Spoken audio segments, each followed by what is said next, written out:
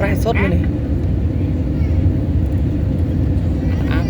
ទលេសាបនេះបឹងស្អីប៉ុណ្ណា3បឹងធំណាបឹងតូចអូอะไรរាមតកូនហ៎ស្អីគេបញ្ចុកហ្នឹង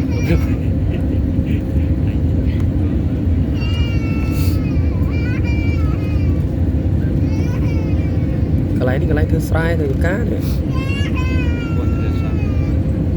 អូอะไรโครงដៃហ្នឹងអត់ទេដីកន្លែងនេះបើអភិរក្សទៅព្រៃបៃតងស្អាតណាមែនទេអូទៀមឃើញមិនដឹងហើយ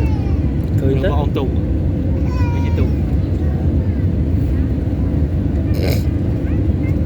សែតអូឡាវ៉ានេះបលីដល់ហើយដល់វលៀនចូលវលៀនហ្នឹងពីទឹកដីបលីដល់ទឹកដីវលៀនហើយណា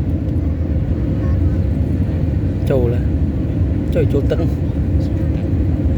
បងយ៉ាងនេះយ៉ាងធំអូញ៉ាធ្លាក់ស្អាតតាធំហ្នឹងធ្លាក់បងយ៉ាងនេះញ៉ា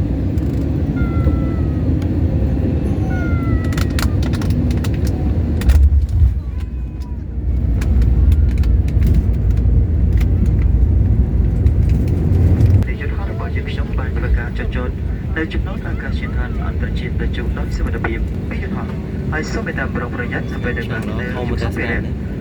អត់ទេតែមកខ្នងអញ្ចឹងវាអត់ជុំវិញដូចទីចនណាមួយបុគ្គលិកបម្រើការផ្ទៃដីនៅទីនេះ